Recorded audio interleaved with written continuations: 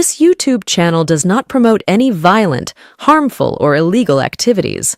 All content provided by this channel is meant for an educational purpose only.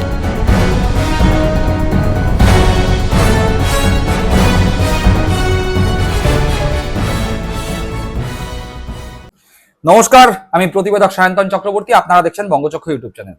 দেখুন, BJP ক্ষমতায় এসছে 4 মে 2026 সাল, আর আজকে যেদিন এই ভিডিও তৈরি করছি, আজকের তারিখ 22 জুন 2026। বিজেপি ক্ষমতায় এসছে, এখনো পর্যন্ত খাতায় কলমে 50 দিন অতিক্রান্ত হয়নি, কিন্তু তার মধ্যেই বিজেপির 2 বিধায়কের মধ্যে দ্বন্দ্ব তৈরি হয়ে গিয়েছে এবং তার কারণ তৃণমূল কংগ্রেসের একজন নেতা। হ্যাঁ, ঠিক শুনছেন, তৃণমূল কংগ্রেসের নেতার একটি সূক্ষ্ম চালে বিজেপির 2 বিধায়কের মধ্যে দ্বন্দ্ব। ঘটনাচক্রে এই 2 বিধায়ক যেরকম ডাকাবুকো, তার মধ্যে একজন বিধায়ক আবার রাজ্যের নতুন মন্ত্রিসভার অত্যন্ত গুরুত্বপূর্ণ একজন মন্ত্রী। কোন 2 বিধায়কের মধ্যে দ্বন্দ্ব তৈরি হলো, কেনই বা তৃণমূল কংগ্রেসের সূক্ষ্ম চালে এই দ্বন্দ্ব, সেই বিষয়ে আসবো।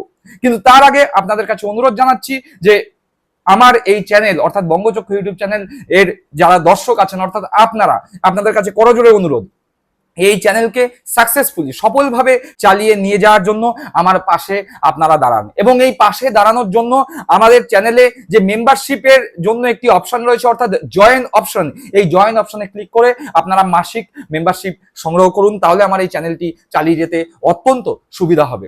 তো যে কথা বলছিলাম, যে এই 2 বিধায়কের মধ্যে পারস্পরিক দ্বন্দ্ব তৈরি হয়েছে, এমনকি এই পারস্পরিক দ্বন্দ্বের কারণ তৃণমূল কংগ্রেসের এক নেতা, তৃণমূল কংগ্রেসের সেই নেতা তৃণমূল কংগ্রেসের পরিচালিত পৌরসভার চেয়ারম্যান ছিলেন, যিনি চেয়ারম্যান থেকে পদত্যাগ করেছেন, এমনকি তৃণমূল কংগ্রেসের প্রাথমিক সদস্যতাও তিনি ত্যাগ করেছেন, অর্থাৎ দল ত্যাগ করেছেন। দলত্যাগী তৃণমূল কংগ্রেসের নেতার পাশে দাঁড়িয়েছেন, বা বলা যায় দলত্যাগী তৃণমূল কংগ্রেসী নেতার যার সঙ্গে অতীতে একই সঙ্গে তৃণমূল কংগ্রেস করেছিলেন অর্জুন সিং, রাজ্যের গুরুত্বপূর্ণ দপ্তরের মন্ত্রী অর্থাৎ পরিবহন দপ্তরের মন্ত্রী অর্জুন সিং, সেই তৃণমূল ত্যাগী নেতার খোঁজ খবর নিয়েছেন, তার সঙ্গে সৌজন্য সাক্ষাৎ করেছেন। পাশাপাশি এই সৌজন্য সাক্ষাৎ নিয়ে যখন প্রশ্ন উঠেছে, তিনি সেইখানে খুব সুচতুরভাবে প্রশ্ন তুলে দিয়েছেন, আমি কি কৈফিয়ত দেব নাকি কার সঙ্গে কথা বলবো। এবং তার এই তীর আর এক বিজেপি বিধায়ক কৌস্তব বাগচির দিকে। কি ঘটনা, সেই ঘটনা বিস্তারিতভাবে আজকের এই পর্বে আমরা জানাবো। কিন্তু সবার প্রথমে এই তৃণমূল কংগ্রেসের যেই প্রাক্তন নেতা, যেহেতু তিনি দল ছেড়েছেন নিজে মুখে বলছেন, এবং ব্যারাকপুর পৌরসভার প্রাক্তন পৌর প্রধান, ইতিমধ্যে তিনি পৌর প্রধানের পদ থেকেও পদত্যাগ করেছেন, সেই উত্তম দাসের সঙ্গে অর্জুন সিং এর সাক্ষাৎকার, এবং সেই সাক্ষাৎকার নিয়ে প্রশ্ন, কি বললেন উত্তম দাস, শুনুন। দেখুন, আমরা তো 98 সাল থেকে একসাথে দল করেছি, দীর্ঘদিনের পরিচিত, 28-30 বছরের পরিচিত সেবায়। তারপর উনি এক দলে ছিলেন, আমরা এক দলে ছিলাম, সেভাবে কোনো সাক্ষাৎ হয় নাই। আমি নিজেও দল ছেড়ে দিয়েছি, চেয়ারম্যানশিপ ছেড়ে দিয়েছি। তাই এদিক দিয়ে যাচ্ছিল, আমাকে ফোন করলো একটা সৌজন্য সাক্ষাৎকার হিসেবে।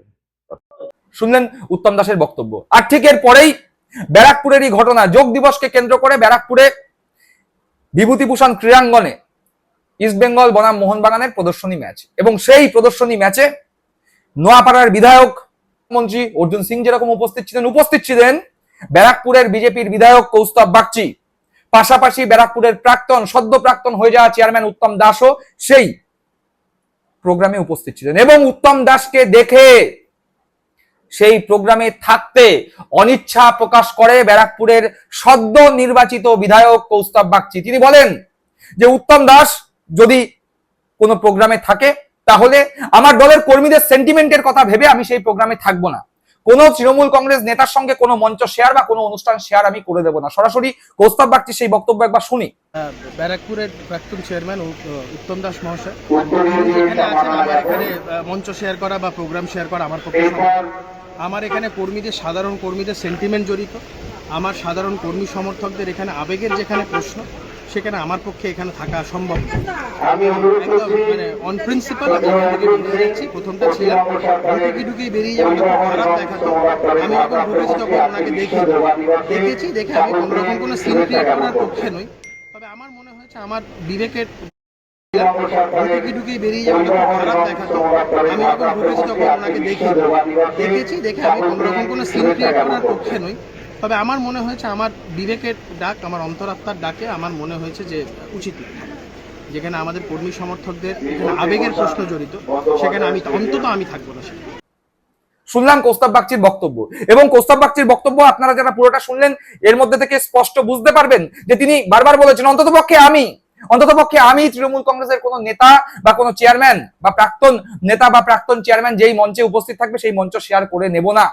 কোথাও না কোথাও তার বক্তব্যের তীর যে সেই মঞ্চে উপস্থিত থাকা রাজ্যের প্রধানমন্ত্রী বিজেপির প্রতীকের নির্বাচিত বিধায়ক নোয়াপাড়ার বিধায়ক অর্জুন সিং এর দিকে ছিল, তা বুঝতে অসুবিধা হয় না। ঠিক এরপরে সাংবাদিকদের প্রশ্নের উত্তরে অর্জুন সিং ঠিক চোখা ভাবে উত্তর দিয়ে বুঝিয়ে দিয়েছেন যে তিনিও কৌস্তব বাগচিকে খুব একটা ছেড়ে কথা বলছেন না, তিনি সরাসরি প্রশ্ন তুলে দিয়েছেন আমি কি কৈফিয়ত দেব নাকি।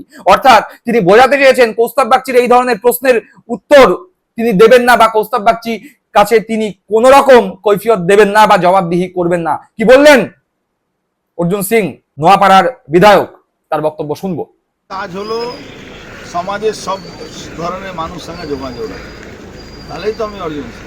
আমি তো যে কোনো দলের লোকের কাজে যাই, তার মানে কি হলো? তার মানে কি হলো, তাকে আমি মানে তার জন্য আমার কাইফিয়ত দিতে হবে,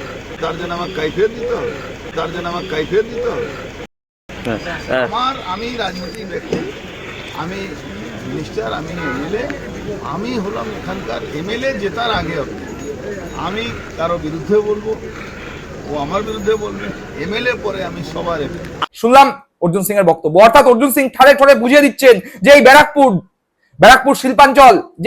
শিল্পাঞ্চলের অন্তর্গত ব্যারাকপুর বিধানসভা থেকে কৌস্তব বাগচি তুমি বিধায়ক নির্বাচিত হয়েছো, তুমি বিধায়ক নির্বাচিত হতে পারতে না যদি না অর্জুন সিং নামক এক দক্ষ সংগঠক থাকতো। অর্জুন সিং যখন যেই দলে ছিলেন তখন ব্যারাকপুর সাব ডিভিশনে তার দবদবা বা তার প্রভাব সবসময় ছিল, এবং তার এই প্রভাব থাকার কারণে তৃণমূল কংগ্রেসের একাধিক নেতৃত্ব অর্জুন সিং এর হাত ধরেই এই তৃণমূল কংগ্রেসের হয়ে রাজনীতিটা করেছেন। ফলে তৃণমূল কংগ্রেসের একাধিক নেতৃত্বের সঙ্গে এই ব্যারাকপুর শিল্পাঞ্চলে অর্জুন সিং এর অত্যন্ত ভালো সম্পর্ক। সেই সম্পর্কের ভিত্তিতে অর্জুন সিং যদি কারোর সঙ্গে সৌজন্য সাক্ষাৎ করেন, সেটা নিয়ে প্রশ্ন তোলার কে কৌস্তব বাগচি বা অন্য কেউ যদি প্রশ্ন তোলে, তাহলে তার কৈফিয়ত অর্জুন সিং দেবেন কেন?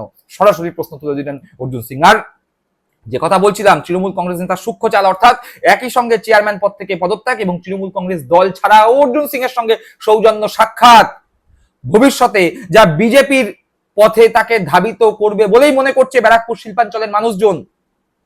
সেই সৌজন্য সাক্ষাৎ করার পরে কৌস্তব বাগচির এই প্রশ্ন তোলা, সব মিলিয়ে ব্যারাকপুর শিল্পাঞ্চলের রাজনীতিতে বেশ ভালোভাবেই দ্বন্দ্ব লেগে গেল বিজেপির নবনির্বাচিত দুই বিধায়কের মধ্যে। দর্শক বন্ধুরা, আপনারা কি মনে করছেন এই বিষয় সম্পর্কে? আপনাদের গুরুত্বপূর্ণ মতামত অবশ্যই কমেন্ট বক্সে কমেন্ট করে জানাবেন। সকলে ভালো থাকবেন, সুস্থ থাকবেন। জয় হিন্দ, বন্দে মাতরম।